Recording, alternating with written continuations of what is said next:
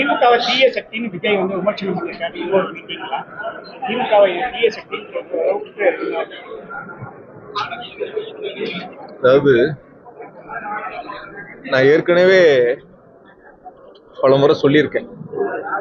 பழைய அரசியல் கட்சிகளா இருந்தாலும் புதிய அரசியல் கட்சிகளா இருந்தாலும் திமுகவை விமர்சனம் பண்ணாம அவங்க அரசியல்ல இருக்க முடியாதுங்கிற ஒரு சூழல் தமிழ்நாட்டில் இருக்கு.